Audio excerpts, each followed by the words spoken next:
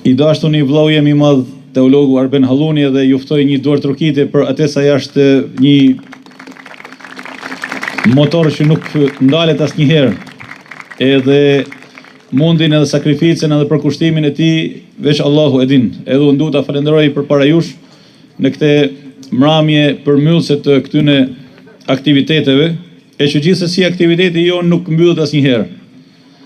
E pastaj do t'i drejtoj një falenderim të veçantë nanës tonë Abide, e cila ka ardhur dhe përtej moshës edhe gjendjes së saj na ka ndryshuar këtë mramje me praninë e saj.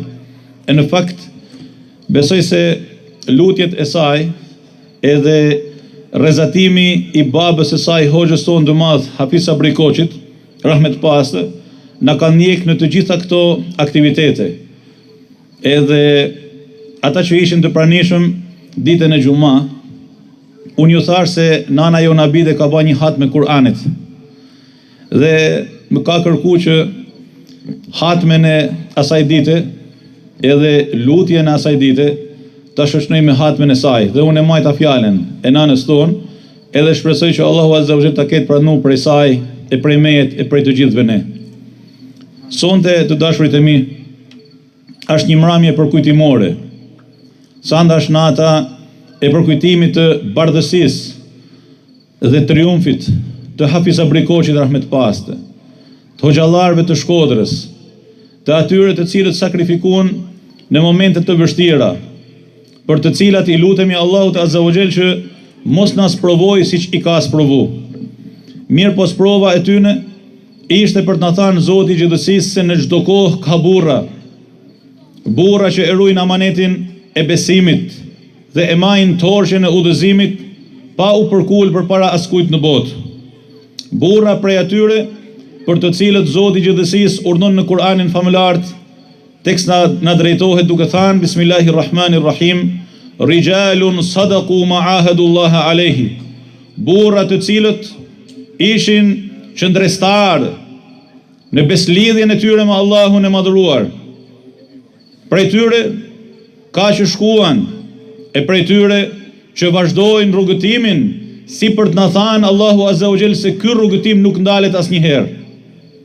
Edhe e vërteta është se ky rrugëtim nuk ndalet asnjëherë. Yuriduna an yutfi'u nurallahi bi afwahihim. Ata duan që ta shuajnë dritën e Allahut me gjuhët e tyre. Edhe i kam menduar këtë, subhanallahu. Duan ta shuajnë dritën me gjuhë. A mund të shuhet drita me gjuhë? A mund të shuhet drita e diellit duke i fryrë ose duke e gjujt me fjalë? Jo, pasha Allahun dhe jo. Dhe kurse si jo. Ashtu dhe drita e Islamit nuk shuhet asnjëherë. Për te i përpjekjeve shterpë, e përpjekjeve të dështuara, të taborrave të iblisit të mallkuar, që përpiqen, dhe realiteti ja ku është sot. Xhamia e jon, edhe pse është vonë, edhe pse dielli ka perëndu, ndriçon me zemrat dhe fytyrat e rinis. Shikoni djemë të ri atje, vajza të reja këtu, djemë të ri dhe fëmijë të vegjël atje, zotnit të mi përpara syve të mi, la ilaha illallah. Brezni që i trashëgojnë dritën e Allahut njëri tjetrit. Dhe dritë që përhapet për të rujtë e mira në këtë vend, e në këtë tokë, e për të trashëguar mirësia e Allahut Azza wa Jall brez pas brezi. E për të bërë gjithë secili prej nesh një, në qenë se kemi edhe projektor këtu, një projektor i cili rrezaton tek tjetri ma të mirën e zemrës e të shpirtit. Dhe këtë e don Allahu Azza wa Jall nga gjithë secili prej nesh. Dhe këtë e don pejgamberi alayhi salatu wasalam nga gjithë secili prej nesh. Dhe këtë e mësojmë sa herë që përkujtojmë 16 nëntorin, e sa herë shohim në filma të ndryshëm, e foto të ndryshme personazhet e të shkuarës prej njerëzve të bardhë të këtij vendi, të cilët nuk e prejnë Zotin në besë, nuk e prejnë pejgamberin alayhi salatu wasalam në besë dhe nuk e lanë Kur'anin mazdoret, por na udhëzuan për herë me sakrifica dhe për kushtim të madh, siç edhe imamët tanë të nderuar që sot e kanë zbukuruar me xhlisin e kësaj mramje, të cilët përkushtohen si ata që ishin para tyre, për të mësuar fëmijët tanë me edukatën e Kur'anit, me dritën e Kur'anit, me tolerancën e Kur'anit, me përparimin dhe zhvillimin e Kur'anit, me dritën e udhëzimit të pejgamberit alayhi salatu wassalam, për të bërë gjithë secili për nesh garanci e të mirës në realitet ku jeton dhe vepron, për të bërë gjithë secili për nesh një siguresë e të mirës kudo që është e me këdo që të jetë nga lindja në perëndim.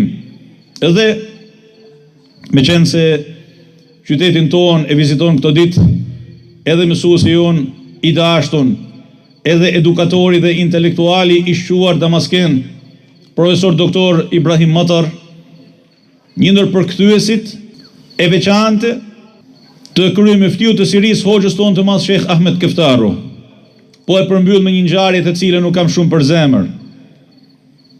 Hoxha e jon i madh Sheikh Ahmed Keftaru, duke shëtit në përfundim të një konference në një prej lulishtave apo parqeve të Pekinit të largët. Dhe ashtu siç ishte hoxha me veshjen e tij, dikush e sheh prej larg, prej banorëve të vendit. Dhe ai afrohet dhe i thot hoxhës, Allahu Ekber, ajeti i familjes Allahu Ekber, ajeti musliman. Edhe hoxha që i thot Allahu Ekber, po unë jam i Allahu Ekber. Thot dhe ai që vrapon, edhe e përshafon hoxhën dhe i thot, innamal mu'minuna ikhwa, me të vërtet besimtarët janë vëllezër. Sot, të dashurit e mi, në atmosferën e kësaj përkujtimore të shtrenjtë, është momenti që gjithë secili prej nesh me i thanë njëri tjetrit, atij që ka në krah, atij që takon në rrugë, musliman, jo musliman, me besim, pa besim, Allahu Ekber. Pra unë jam i familjes Allahu Ekber. Dhe aty ku ka njerëz që janë të familjes Allahu Ekber, do të thotë se ka garanci për të mirën dhe zhvillimin. Dhe aty ku ka njerëz të familjes Allahu Ekber, do të thotë se ka përherë bekim nga Zoti i Gjithësisë, ka mëshirë nga Zoti i Gjithësisë, ka mundësi për të zhvilluar e mira pa ndërprerje. E kështu i lutem Allahut Azza wa Jall për Shkodrën tonë, për Shqipërinë, me erujt Zoti këtë tokë dhe këtë vend nga demagogët e ndryshëm që vinë dhe kalojnë dhe duan të lajnë një gjurmë në murin e errësirës, me fjalë të ndryshme, me shkrime të ndryshme, me romane të ndryshme, gjoja për ta ndryshu pamjen e këtij vendi. Mirë po, Allahu Azza wa Jall e ka vulos këtë tokë dhe këtë vend me këtë islam, me këtë mirësi, me këtë bekim, dhe ne patjetër që shkojmë pas dritës së Allahut, ajo pas thirrjeve të demagogëve dhe agjendave të tyre. Kështu do të jemi besnik të Hafiz Sabri Koçit rahmet paste, kështu do të jemi besnik të hoxhallarëve tanë, kështu do të jemi besnik të tabanit të Shkodër Locës tonë, e kështu do të ecim përpara duke e përkrah dhe ndihmu njëri tjetrin, dorë për dorë, e krah për krah, e bekimet e Allahut dhe mëshira e tij do të jenë për herë me ne. Allahu ju dashur, ju beqatoftë, dhe i lutemi Allahut Azza wa Jall për shpirtrat e atyre që nuk janë më në mesin tonë, për hoxhallarët tanë, për të sprovuarit në burgjet e komunizmit, për ata qindra e mira njerëz të cilët u larguan me zemër të thyer nga kjo botë dhe nuk e pan dritën e 16 nëntorit të 1990-s. Mirë po u larguan duke u ba rrugë për të mbërrit 16 nëntori i 1990-s. E ata inshallah taala, e ne bashkë me ta, na bashkoft Allahu Azza wa Jall me pejgamberin ton alayhi salatu wassalam në jetën e përteme në xhennetet e tij, dhe na baf me jetu me faqe të bardhë, e me punu me faqe të bardhë, e me u largu me faqe të bardhë. Wassalamu alaikum wa rahmatullahi taala wa barakatuh.